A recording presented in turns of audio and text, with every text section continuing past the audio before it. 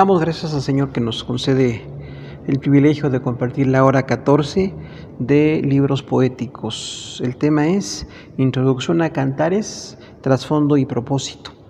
En esta ocasión tenemos una tarea, recordamos tareas de una cuartilla no muy extensas, y es cite las enseñanzas en Cantares. Usted viendo el libro o el material que estamos enviando puede ver que aprendemos en Cantares. Básicamente sabemos que es sobre matrimonio y usted puede con libertad disertar sobre el tema.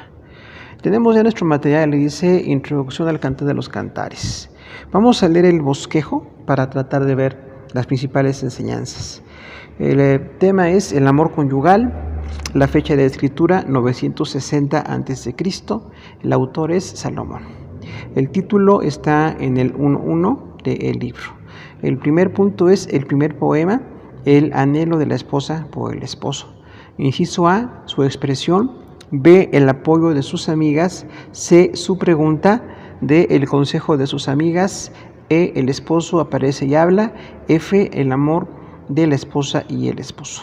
Punto Romano 2, el segundo poema, los esposos se buscan y se encuentran. Inciso A, la esposa. B, que viene el esposo. B, el amor del esposo. C, la expresión del amor exclusivo de la esposa. D, el esposo es perdido y hallado otra vez.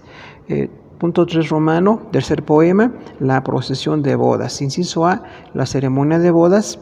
B, el amor del esposo por su esposa. C, unión de los esposos. Punto 4, el cuarto poema, la esposa teme perder al esposo.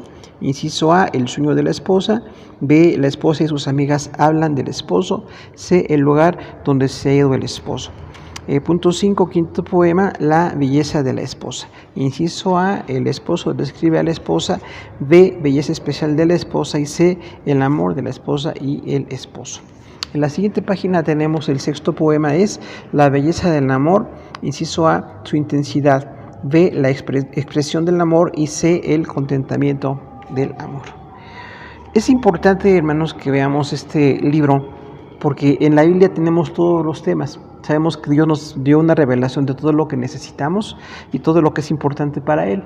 Entonces, este tema de matrimonio es importantísimo porque desde el Génesis, donde Dios trajo a Eva con Adán, hay una especie de ceremonia, una entrega, el inicio de la vida familiar y conyugal. Hay una serie de enseñanzas, Antiguo y Nuevo Testamento, sobre el matrimonio. Tenemos muchos casos en el Antiguo Testamento sobre ceremonias de bodas. Hay incluso algunos poemas en Proverbios y también tenemos aquí en Cantares básicamente la importancia del matrimonio.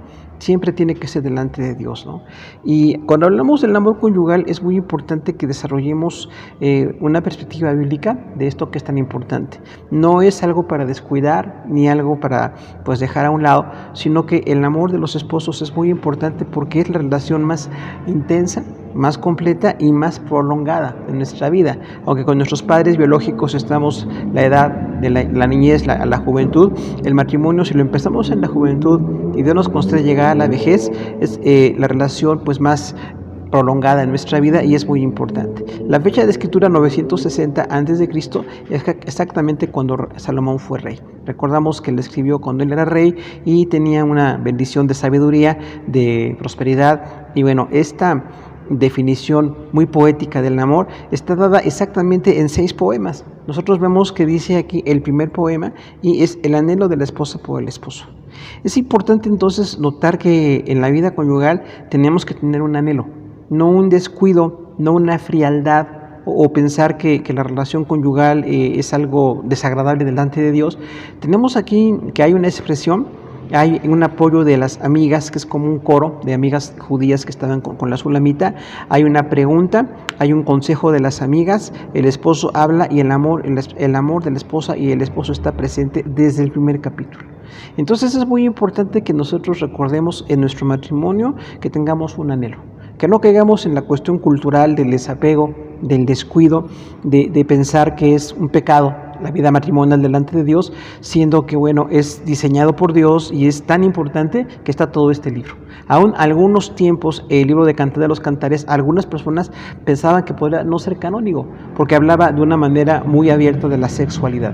La sexualidad únicamente permitida por Dios es en el matrimonio. El segundo poema es los esposos se buscan y se encuentran. Recordemos ahí que es muy importante la demostración del amor como una búsqueda, no un sobrellevarse o soportarse o ya no tolerarse. Eso no es el plan de Dios, sino que hay una búsqueda. Qué bueno que mantengamos nosotros el matrimonio en esta dimensión de intensidad y de amor. Realmente incluso como iglesia esperamos dar este tema solamente para matrimonios, si Dios no tiene otro plan en 1 o 2 años, como parte de la predicación expositiva de la palabra, y queremos invitar a los matrimonios para que nos reunamos y veamos estos temas tan importantes. Pero hoy nada más de esta manera como viene la materia de nuestro instituto programada, veamos esa búsqueda y ese encuentro. Qué importante es que nos sintamos felices de encontrarnos, que no estemos tolerándonos, que no estemos deseando ausentarnos, sino que el encuentro sea una bendición. Claro que para que sea una bendición se requieren condiciones, se requieren conductas, se requiere un interés por la persona y se requieren actitudes previas a ese encuentro que siempre debe de darse. Posiblemente cada día que nos encontramos nos separamos por las responsabilidades que tenemos como papás, como profesionales o en el ministerio, pero también que siempre tengamos ese anhelo de encontrarnos, que sea un deleite, que sea un disfrute muy importante. Siempre habla aquí de la esposa que viene por el esposo y el amor del esposo. O sea, no es nada más la mujer, no es nada más el hombre, los dos tenemos esa búsqueda y esa intensidad y ese amor. Y la expresión del amor, dice aquí, el inciso C2C, que la esposa demuestra su amor exclusivo. O sea, realmente expresar el amor es parte de la santidad. No es carnal, no es algo pecaminoso delante de Dios, sino que es realmente una intensidad. Inciso 2D dice, el esposo es perdido. Esto es poético. Habla de que la sulamita no está con su esposo y dice, mi esposo se ha perdido. No lo encuentro, quisiera tenerlo conmigo. Entonces, qué bueno que siempre sintamos ese anhelo de estar demostrándonos el amor y que también lo hagamos de una manera expresada, ¿no? Que sea un amor expresado. Ahora, el tercer poema, la procesión de bodas, es importante porque ahí habla exactamente de cómo la mujer se prepara para el matrimonio. Hay una ceremonia. Cuidado con aquellos que dicen que en la Biblia no hay ceremonias de matrimonio. Hay mucho diseminado culturalmente desde el Génesis hasta el Apocalipsis. Hasta en el Apocalipsis encontramos que la iglesia es como la esposa. Todas esas son enseñanzas. La parte espiritual de la iglesia con Cristo es una cosa. Y la otra parte es que se espera de un esposo y de una esposa. Ahora, esta ceremonia es importante porque tenemos como un día trascendental delante del Señor. Hoy tenemos tanto libertinaje, tanta con conducta de descuido en cuanto al matrimonio, que la gente dice que no importa un documento, que no importa una ceremonia en un templo, y eso es el descuido de nuestra carnalidad. Pero en las cosas de Dios, esas ceremonias fue una bendición. Qué bueno que los que somos casados siempre tengamos ese deseo, del día que nos casamos, si tuvimos la bendición de ser cristianos, que hayamos hecho una ceremonia. Por más sencilla que sea, siempre será una grande bendición. Y que a los hijos les enseñemos esto, no el amor libre, no el libertinaje que da el mundo, sino realmente una relación de compromiso. El cuarto poema es La esposa teme perder al esposo. Este temor a perderse es muy importante porque habla del amor que nos debemos tener. ¿Qué haría la sulamita sin su esposo? Dice que tiene un sueño, es como una pesadilla realmente en la que ella no encuentra a su esposo, ¿no? Cuando ellos ya se encuentran y ya ella pregunta ¿por qué se va? ¿Dónde está mi esposo? Habla entonces de esa conducta, esa actitud de cuidarnos. No esperar a la muerte, que sí nos va a separar porque es el plan de Dios en su tiempo perfecto, pero mientras estemos en matrimonio, el hombre y la mujer tenemos que tener ese deseo de no separarnos, de no estar con una ruptura o con una pérdida o con un desapego, ¿no? El quinto poema, La belleza de la esposa. Hay una cuestión aquí muy interesante que habla de la belleza física de la mujer y del hombre. Todo esto viene en Cantares, muy diseminado, pero es muy importante que demos gracias a Dios por esa belleza que tenemos del esposo o la esposa. Que no estemos enfatizando todos los días lo que no nos gusta. La gente a veces está mucho hablando de lo que no le agrada del esposo o de la esposa, y es muy importante hablar de lo que sí nos agrada, hablar de lo bello que es la relación física, las características, las cualidades que podamos tener, ¿no? Entonces, ese es el quinto poema, la belleza de la esposa. Y el sexto poema es la belleza del amor. Recordemos que la palabra belleza viene muy permanentemente aquí en Cantares. Qué bueno que digamos que hay belleza en la mujer, que hay belleza en el hombre también, belleza en el amor que tenemos. Habla de una intensidad, el punto 6, el sexto poema, intensidad, expansión y contentamiento del amor. Entonces, habla de una descripción completa de esto. Recordemos, se habla aquí del amor eros. Nosotros siempre recordamos el amor ágape espiritual, que sí nace de Dios, que es en todo intenso, en todo cuidadoso, el amor filial, que es de amigos, que es también muy importante, pero el amor erótico solamente se da entre el esposo y la esposa, en la relación de matrimonio, y tiene que haber una intensidad. Entonces hay que cuidar esta relación, muchas veces por los hijos, por las responsabilidades o por un malentendido de lo que es espiritual o no, tenemos un descuido en cuanto al matrimonio, ¿no? Cuando habla de la expansión, es como un crecimiento del amor. Entonces, el amor no nada más tiene que empezar o tiene que estar, tiene que expandirse. Tiene que estar creciente, tenemos que cuidarlo, es así como una planta, ¿no? Que tenemos que cuidarla, que podarla, que regar para que haya luz, para que haya tierra, o sea, es exactamente igual. De hecho, aquí en Cantares el amor se ve de muchas maneras, como árboles, como comida, como una relación, como reunión, hay muchas formas en que se describe. Vamos a ver el punto 2, el contexto histórico del Cantar de los Cantares. El nombre hebreo para este libro literalmente es Cantar de los Cantares, expresión que significa la más grandiosa de las canciones, el mejor de los cantos o el canto por excelencia. Punto 1, en el texto hay alusiones geográficas, ahí vienen los textos. 2, metáforas, recordamos algunas ilustraciones simbólicas, mirra, flores, lirio, manzano, corzo o cervatillo, higuera, paloma y cabras, jardín, que simboliza a la joven esposa, los frutos y flores, vino, leche y miel, la belleza de los novios, las delicias y gozos del amor. Este contexto histórico de Cantares nos va a enriquecer, porque no fue dado en la cultura mexicana del día de hoy, fue dado hace ya miles de años en la cultura judía. Cuando hablamos de estas metáforas, recordamos, metáfora quiere decir a través de la forma, y entonces es una ilustración simbólica así con algo muy sencillo, muy conocido, que nos habla de cómo es el amor. La mirra, recordamos que es pues un vegetal para los grandes dolores. Fue incluso algo que se le dio a Jesús cuando nació. Qué bueno que vemos el amor como algo que consuela, no algo que causa dolor, algo que consuela. Decíamos, es muy importante que no tengamos el contexto cultural influyéndonos como que hay que sufrirlo. Alguien decía hace poco, ¿no?, de un pastor aquí en México que duró más de 50 años de casado, ya compartíamos esto ahí en Proverbios y decían a algunos hermanos, ¿por qué aguantó tanto? Y él dijo, no, el matrimonio no se aguanta, el matrimonio se disfruta. Entonces tenemos que aprender que no estemos sufriendo, que no estemos peleando por el poder, que no estemos peleando por el dinero, por los hijos, ni por ninguna de esas cosas, sino que sea como algo que da alivio. La mirra habla de ese alivio. Las flores bellas, ¿no?, con sus aromas, con sus colores. Entonces el amor ilustrado aquí es algo bonito, no es algo feo, algo que esté mal delante de Dios o algo que haya que soportarse, ¿no? El lirio, específicamente 2.1 dice ahí que era una flor pues muy común en Palestina, y la belleza y el aroma que tiene, y bueno, entonces habla ahí también de esa belleza que tiene que haber. Un manzano, recordamos que era como el alimento básico, una fruta que es deliciosa, que pues incluso es muy común en casi todo el mundo. Entonces ese manzano también habla de la belleza del amor. El corzo o el cervatillo, hablamos que son pues dos animales pues mamíferos propiamente, que hablan de la belleza de ellos en el campo. Cuando dice ahí que Salomón, recordemos, venían de una cultura de pastores, y la sulamita también, un corzo y un cervatillo son muy, muy bonitos. La higuera, otra vez una fruta, recordamos que hay animales, hay flores y hay incluso árboles que tenemos aquí ilustrando lo que es el amor. Una higuera permanentemente como da sombra, es un alimento delicioso. Entonces así tiene que ser el amor,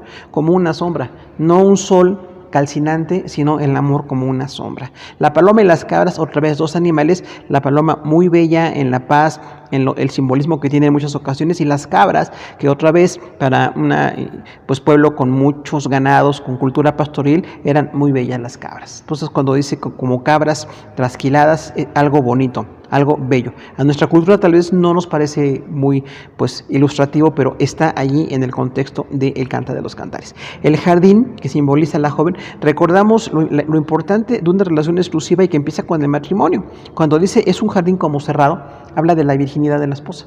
Y dice entonces es importante igual la castidad del hombre, que debe de ser, si hablamos de virginidad de la mujer, también hablamos de castidad del hombre. No vida sexual previa al matrimonio o varias parejas como la cultura mundana dice, sino que esperemos en el tiempo de Dios para tener una relación exclusiva dada por el Señor. Entonces es muy bella esa, digamos, exclusividad que tiene que haber matrimonio. Vienen otra serie de frutos y flores, dice varios frutos, o sea, no uno, varios frutos también ahí tenemos, las flores también descritas no de manera específica, hay lugares donde están específicas y aquí no. habla de flores en general. El vino y la leche y la miel, que era el alimento básico de lo que desde pequeñitos anhelaban los judíos, ¿no? Y habla entonces de la belleza de los novios, recordemos la belleza de casarnos, las delicias y gozos del amor. Recordamos que entonces en el matrimonio la vida que tenemos sexual, personal, de intercambio, de comunión, de crecimiento, tiene que ser algo deleitoso. Que no hagamos de matrimonio algo pues que hay que aguantar, sino que tengamos la bendición de tener esas delicias. Esas son las metáforas que tenemos aquí. Punto 3, Salomón, el autor. Punto 1, este hijo del rey David fue un prolífico escritor de más de 1005 cantos. Su nombre aparece en el versículo del título del autor, 1.1, y otras 6 lugares del libro. Ahí están los textos. Punto 2, también se identifica como el esposo. 3, el texto Salomón hace referencia a algunas variedades de animales y vegetales. 4, la consistencia del lenguaje y estilo evidencian un solo autor. 5, las referencias geográficas del libro indican lugares en toda la tierra de Israel, lo cual sugiere que se compuso el libro previo a la división de la nación en los reinos del norte y del sur. 6, el Cantar de los Cantares llegó a ser uno de los 5 rollos de la Biblia hebrea, los escritos santos, cada uno de los cuales se leía en público en las fiestas judías anuales. Este del Cantar de los Cantares se leía en la Pascua. 7. La autoría de Salomón es parte de Proverbios y Eclesiastés. Su argumento es suficiente para entender la capacidad de este autor. Si escribió Proverbios, si escribió Eclesiastés, seguramente también escribió Cantares. Ahora, hablando de Salomón como autor, tenemos que ver entonces que Dios tiene una diversidad de autores, más de 40 en la Biblia, ¿no? Y este hombre que en ese tiempo era joven, próspero, un rey que tenía mucha bendición de parte del Señor, de veras con la riqueza de corazón que tenía en ese momento de su vida, pudo escribir este libro tan importante. Ahora, esta poesía expresada nos habla a nosotros de que usemos muchos recursos, no nada más una prosa, también la poesía que era pues un poco más inteligente, un poco más elaborada para expresar el matrimonio. Entonces, así como hay muchos casos desde el Génesis y hasta en Apocalipsis que es en prosa, es un escrito normal como leemos y como entendemos, la poesía que está aquí nos habla de la belleza del matrimonio. Todo el Cantar de los Cantares, que es poesía judía, para nosotros también tiene que ver una pues bendición de la belleza que debe haber en el matrimonio, ¿no? Que no veamos el matrimonio como algo automatizado o algo viejo o algo que ya no funciona, ¿no? Ahora, las veces que se identifica como el esposo, ahí vienen los textos de este hombre que escribió este texto, y también habla de algunas otras referencias culturales. Cuando se habla de animales y vegetales de Palestina, hablamos entonces de un judío. Por supuesto, estamos seguros que fue Salomón. Ahora, la consistencia del lenguaje, desde el capítulo 1 hasta el final, habla igual. Tiene una prosa elaborada, alguien con una preparación un poco cortesana, la forma de hablar, nos habla entonces de que fue un solo autor. Porque hay personas que piensan que pueden ser varios autores, que no nada más fue Salomón o que hubo un autor posterior, y siempre hay personas que tratan de estar atacando la palabra de Dios, pero vemos claramente aquí que fue un solo autor. Y el hecho de que hablara de la nación de Israel, todavía no se dividía el reino, fue antes de la división. Recordemos que fue con el hijo de Salomón, con Roboam, que se dividió el reino. Entonces, el tiempo, 960 a.C., está perfecto, ¿no? Cuando se dice que fue parte de los 5 rollos de los judíos escritos santos, hablamos de la parte poética, ¿no? Dicen los judíos las escrituras, la ley, y bueno, estas escrituras que hablan de varias divisiones para nosotros, Antiguo y Nuevo Testamento, vemos ahí entonces esta como uno de los escritos santos. Y dice que se leía en la Pascua. Es interesante notar que un libro del matrimonio, un libro que habla de la vida sexual, se leía en la Pascua. La Pascua, que es la salvación, la libertad de los judíos cuando empezó con Moisés allí saliendo de Egipto, este texto era uno de los que se leían. Entonces era, pues, proverbialmente, tradicionalmente bello, era la belleza del matrimonio, y para nosotros también como iglesia cristiana, el matrimonio tiene que seguir siendo bello, tiene que seguir siendo motivo de escritura, de poesía, de ya nada canónico, pero sí que le veamos una belleza a esta relación que es el matrimonio, ¿no? Y bueno, vemos a Salomón como escritor, todo lo que habla la palabra de Dios ahí en Proverbios, y decimos, bueno, este autor tiene la capacidad de escribir. Punto 4, personajes en el libro. Número 1, Salomón. A representa al esposo. Y B, su papel ilustra la belleza y el cortejo y la realidad del matrimonio. 2, la Sulamita, su nombre hebreo significa la mansa o la pacífica. Es B, el papel femenino de la esposa. Y 3, las doncellas de Jerusalén, que son amigas de la novia. ¿Por qué estos 3 personajes? Hablamos entonces de la ceremonia de bodas de Salomón. Qué importante que tengamos la mentalidad de una ceremonia, por supuesto la ceremonia civil, la reunión civil de un hombre y una mujer, que le da pues una responsabilidad a esta relación que es el matrimonio. Otra vez, no el libertinaje de tener pues una vida sexual antes de casarnos, pero también algo espiritual, algo que viene de parte de Dios. Y aquí está mucho diseminada la idea de esta ceremonia que es importante, ¿no? ¿Quién era Salomón? Este esposo, este rey, este hombre que tenía la bendición de poder hacer pues este escrito tan especial sobre el matrimonio. Entonces hablamos de que el matrimonio tiene que ser entre un hombre y una mujer. En este caso, el hombre dado por Dios, puesto por Dios, y la sulamita, que no se sabe mucho más de ella, más que significa la mansa o la pacífica. ¿Qué carácter tendría esta mujer, no? Una mujer mansa y pacífica. Recordamos, mansa no quiere decir torpe ni descuidada, era una mujer con un carácter controlado.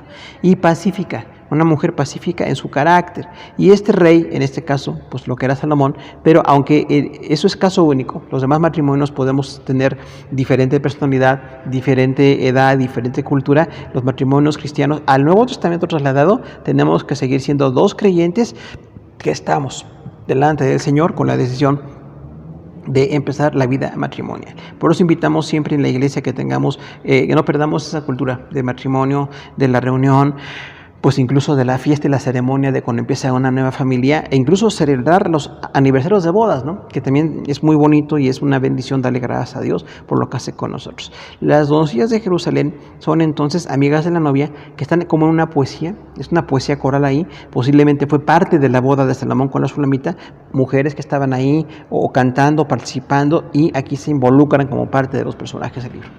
Punto 5, estilo literario.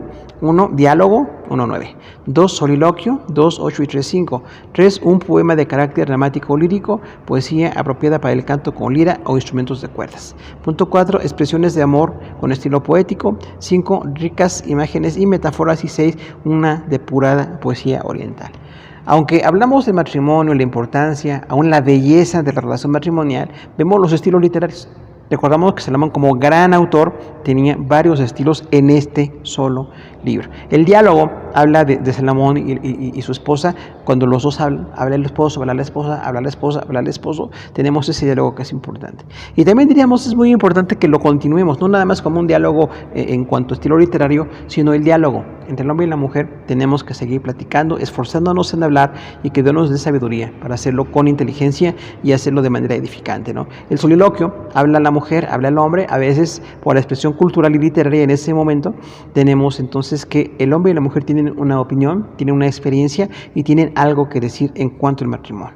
Recordamos que es un poema dramático lírico, o sea, una poesía que se escuchaba tocando instrumentos de cuerdas o liras. Entonces, tan bella era esta cuestión musical. Recordamos que David, como gran pues compositor de muchos salmos, un experto que tocaba también la lira, vemos ahí cómo Salomón hereda esa idea importante de un buen instrumento de cuerdas y cómo era importante hacerlo parte de la ceremonia de las bodas, ¿no? Entonces, este poema nos habla mucho de matrimonio en esa belleza, ¿no? Hay expresiones del amor con estilo poético, cuando no decíamos nada más el hombre o la mujer, un rey y la esposa que él tuvo en ese momento, sino hay expresiones de este amor romántico pues temor de perderse, en un deseo de estar juntos, en una expresión de la belleza de estar juntos, ¿no? Las ricas imágenes y metáforas que ya mencionamos, imágenes y metáforas que hay desde el principio al final del libro, ahí están como parte de la cuestión literaria. Hay muchas metáforas y muchas imágenes poéticas, ¿no?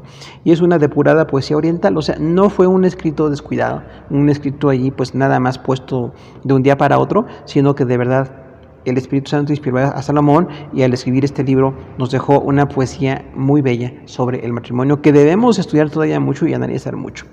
Vamos a ver el punto 6, propósitos del Cantar de los Cantares. Número 1. Este libro fue inspirado por el Espíritu Santo, incorporado a las Escrituras para subrayar el origen divino y el gozo y la dignidad del amor humano en el matrimonio. 2. Génesis revela la sexualidad humana al inicio y el matrimonio precedido de la caída y la humanidad en el pecado. Esto está en Génesis 2, del 18 al 25.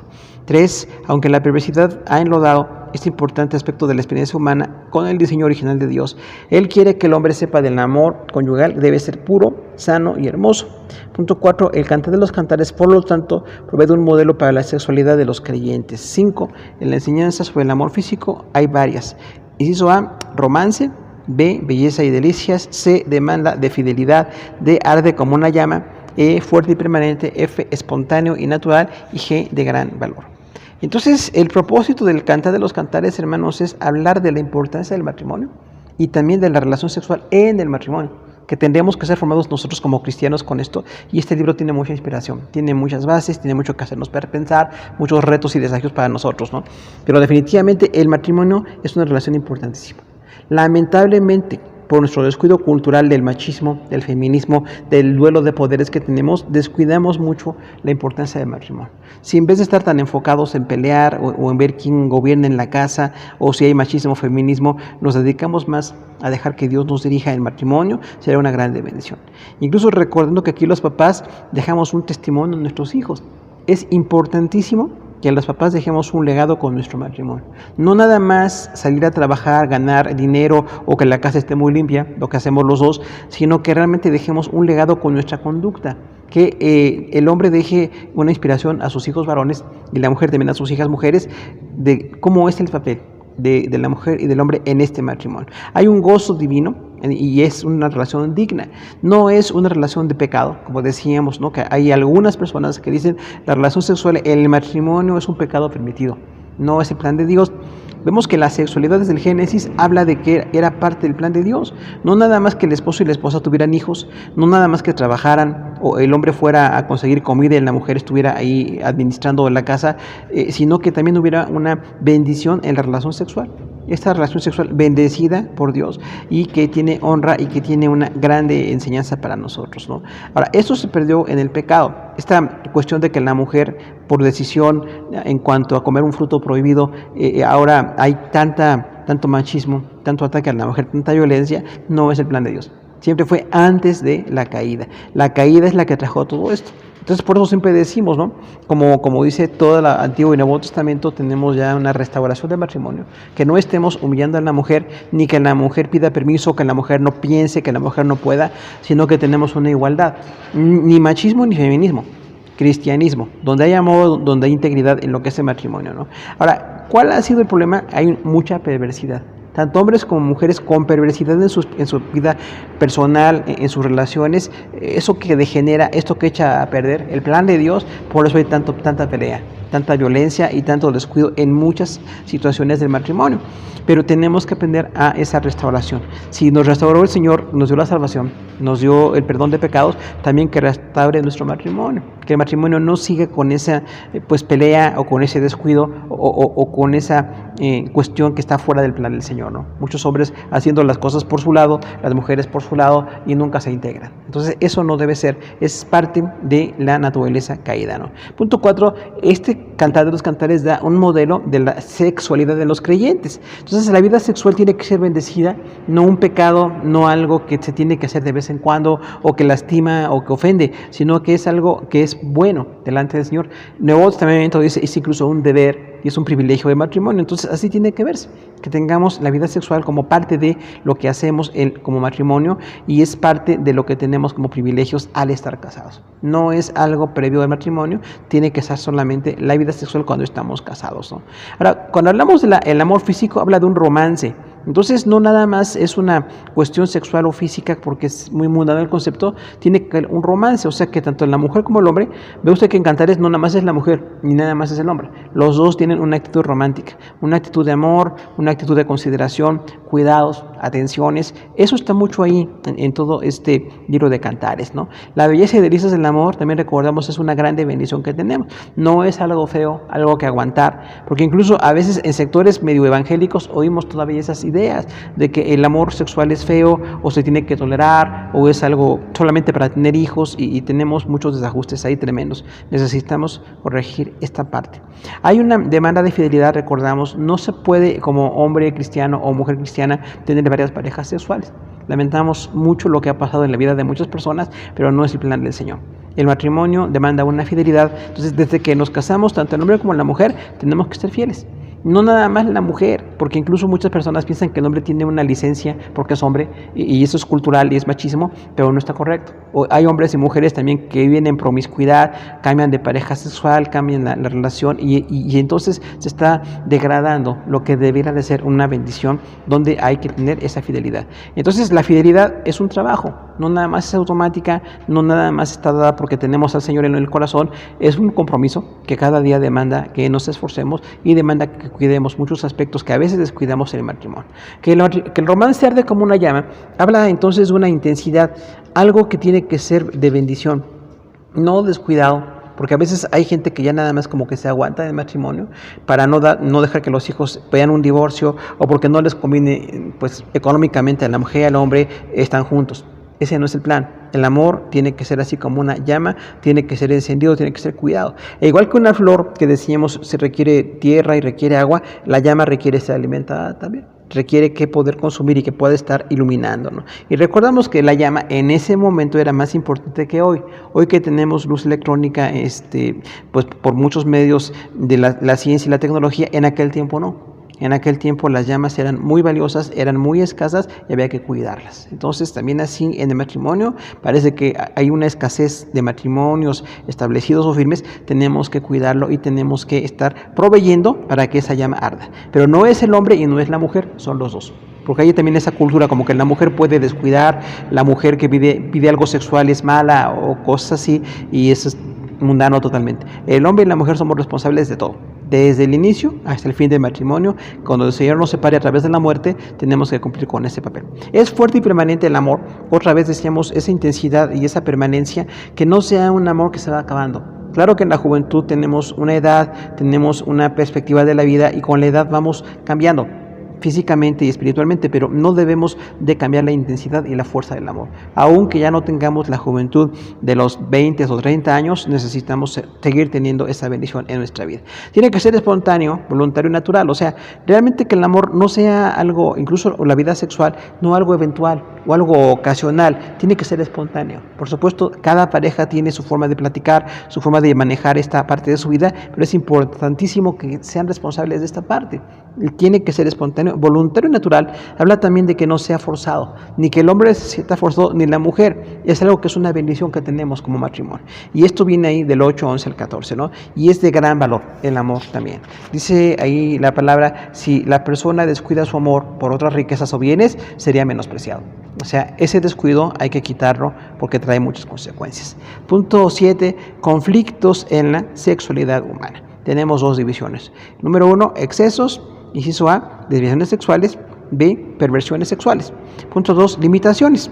El ascetismo, a menudo confundido con la opinión cristiana con el sexo, que niega la bondad del amor físico en las relaciones matrimoniales. Y B, el concepto de que la sexualidad en el matrimonio es un pecado permitido para conservar a la especie humana. Dos problemas. Los excesos en lo sexual, hermano, es algo que trae mucha división. No podríamos permitir que alguien cometa adulterio y espere tener el matrimonio aún estable o bendecido como siempre. Todo tipo de infidelidad, de descuido, de desapego en todas las áreas del matrimonio puede traer consecuencias, ¿no? ¿Cuántas desviaciones sexuales tenemos? Muchísimas, ¿no? Hoy que hay tanto libertinaje sexual y tantas ideas, todo esto va a dañar el matrimonio, daña a la persona y daña el matrimonio. Entonces tenemos que quitar todas las desviaciones sexuales y también las perversiones. Cuántas cuestiones de conductas muy equivocadas en lo sexual y entonces tenemos que buscar atención profesional, espiritual también o pastoral para que tengamos una corrección en esto, ¿no? Hay incluso ministerios, ahí está en Éxodus que conocemos nosotros como una fuente de pues corrección en cuanto a situación sexual de abuso o de descuido, ¿no? Ahora, las limitaciones también es el ascetismo, ¿no? O sea, es evitar lo sexual. La idea de que lo sexual es malo es muy de vez en cuando para solamente tener hijos, ¿no? Y le niega la bondad del amor físico a la relación matrimonial. Entonces, esto también parece como muy común en muchos lugares, así como las desviaciones y perversiones son comunes, este ascetismo también. Muchas mujeres y hombres que se castigan con lo sexual. Decíamos, la relación sexual ni es un castigo ni es un premio. No es un castigo porque a veces parece que es una forma de lastimar al otro, pero también parece un premio porque se limita. Cuando no hay un acuerdo económico o hay otro tipo de problemas, las personas se abstienen en lo sexual. Y esa es una limitación, los excesos y las limitaciones. Esta división es totalmente nuestra. Si hay algo que compartir, lo compartimos, que hablar con algún matrimonio, que aconsejar, estamos en la mejor disposición, ¿no? Por eso decíamos también, no es un pecado permitido para tener hijos, porque esa es la idea para muchas personas aún en Cristo. Y no es ni un pecado, porque es permitido en el matrimonio, es una bendición de Dios, cuidar la cuestión médica, la cuestión familiar, lo económico, para no tener hijos nada más, porque se puede tener o no tener hijos, que también hoy día se da mucho tenemos hoy día mucho esa idea, tenemos que ir quitando esas ideas. Hay que platicar bien cuántos hijos podemos mantener, cuántos hijos podemos atender, y que no forzemos a nadie, ni a no tenerlos, ni a tener muchos, porque hay algunas cuestiones ahí en algunos sectores pues evangélicos, ¿no? Punto 8, interpretación de cantares. Número 1, método alegórico. Inciso A, exige una explicación en cada detalle. B, niega la historicidad del libro. C, una refutación, el texto no es alegórico. 2, tipología. Inciso A, interpreta que la Sulamita es la iglesia. Y B, Salomón representa al Señor Jesús. 3, literal, los personajes son reales.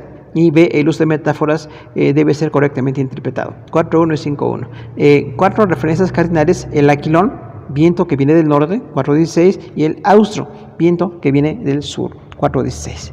Vemos aquí entonces 4 perspectivas o algunos asuntos de interpretación de cantares. El método alegórico, o sea, recordamos que es una perspectiva de algunas iglesias cristianas que todo lo ven espiritual en la Biblia. O sea, que dicen que lo que parece aquí un hombre y una mujer no es un hombre y una mujer. Pueden ser otro tipo de enseñanzas o cuestiones ahí. Y se explica que cada detalle requiere una interpretación literal. Y recordamos que es poesía judía de hace miles de años. La gran enseñanza básica aquí es que el hombre y la mujer sean responsables en su matrimonio, que tengan belleza, que tengan compromiso, que los hijos vean una herencia de un matrimonio establecido delante de Dios. La tipología, que es muy común, decíamos que dice que la Sulamita es la iglesia y Salomón es el Señor Jesús. Este es muy común, de hecho es súper común en muchos cristianos evangélicos. Se dicen, bueno, como habla de hombre y mujer y sexo, en la cuestión sexual del hombre y la mujer, entonces hay que quitar eso. Aún Juan Calvino y Martín Lutero tienen dudas en cuanto a este libro, y decimos, bueno, no es que Jesús aparece aquí como el esposo y la Sulamita es la esposa. Tenemos un paralelismo hombre y mujer, porque Jesús es el esposo y la iglesia es la esposa, todo el Nuevo Testamento. Pero aquí en este libro no están representados. Habla de un hombre y una mujer, Salomón y la Sulamita, y lo que enseña y lo que tiene que dar es la interpretación literal. Los personajes son reales y las metáforas tienen que ser interpretadas. Ya lo que fue un hombre y una mujer nos representa a la esposa y al esposo. Ya no como un rey y una mujer ahí, un poco del pueblo, y con una cuestión poética nada más, sino que personajes reales que tienen que ser corregidos, entendidos y valorados delante del Señor. Y las metáforas, interpretarlas. Recordamos, ya decíamos, de alimentos, de relaciones, de árboles, de vegetales, de cosas geográficas. Tenemos que ver eso también. Hay una referencia cardinal porque dice el aquilón y el austro. El aquilón, recordamos que es el viento del norte, y el austro es el viento del sur. Esos dos vientos dice que se detengan, porque es tan importante el matrimonio delante de Dios en la Sulamita y en Salomón, que dice como si fuera necesario que los vientos se detuvieran. Entonces, cuando usted ve ahí 4.16, aquilón y austro son dos vientos, uno del norte y otro del sur. Inciso 10, principios bíblicos para el matrimonio. Número 1, es un deleite, atracción y gozo correcto. 2, basado en el amor. 3, belleza especial. 4, comparable con aromas delicados y agradables. 5, seguridad y fortaleza. 6, el cónyuge es incomparable. 7, relación de honra. 8, anhelo de estar juntos. 9, la voz de ser amado es especial. 10, el matrimonio está relacionado con un tiempo de bendición. 11, pertenencia. 12, anhelo de estar juntos. 13, su inicio es especial. 14, la relación de matrimonio es una delicia. Y 15, el cónyuge es la persona más importante. Y hay un deleite ahí y un valor. Estos 15 principios vistos en Cantores, hermanos, tenemos que recordar entonces que el matrimonio es un deleite. Aún la relación sexual es un deleite. La atracción sexual y el gozo correcto del hombre y la mujer en el matrimonio están autorizados por Dios. Ahora, esta relación sexual está basada en el amor. No se puede separar del amor. El amor erótico del amor ágape están ahí fusionados. Solamente con la esposa tenemos las 3 formas del amor. Decíamos el amor erótico por lo sexual, el amor ágape en lo espiritual y el amor filial. También podemos ser amigos, aunque aquí no habla del amor filial. Siempre habla nada más del amor erótico, pero en el matrimonio tenemos esa bendición, hombre y mujer. Las 3 formas del amor las expresamos solamente en esta relación. Hay una belleza especial. Entonces siempre verlo como algo bello, no aunque vengan los años y vengan los hijos o vayan enfermedades y cuestiones económicas o algunas complicaciones, dejemos de ver lo bello del matrimonio. Claro que la edad cambia, la circunstancia cambia, pero tenemos que seguir viéndolo como algo comparable con aromas delicados y agradables. ¿Cómo es tu matrimonio? Agradable. Como una fruta fresca, como un árbol bello, como animales ahí que estaban en el campo de Israel. Entonces es algo bonito, ¿no? La seguridad y fortaleza que tenemos en el matrimonio es muy importante. Recordamos, los hijos los amamos mucho y tenemos que cuidarlos hasta que se independicen, pero la pareja es la persona con la que esperamos vivir, a menos que Dios tenga otro plan. Pero si Dios nos concede llegar a la vejez, que tengamos seguridad y fortaleza en el cónyuge. Quien puede estar con nosotros, aún los hijos que aún son chicos o son jóvenes, llegan a tener sus familias o sus necesidades económicas y ya no pueden estar como nosotros esperaríamos que estén, pero el cónyuge sí. Si Dios no nos quita la vida antes, que tengamos un cuidado, qué bello llegar a la vejez, gente que peina canas, gente que está en la vejez y que están juntos aún en matrimonio, es una bendición del Señor. El cónyuge es incomparable. Recordemos siempre decirle al esposo o a la esposa, tú eres lo mejor, eres lo más bello que me ha pasado, eres la más grande bendición que Dios me pudo conceder.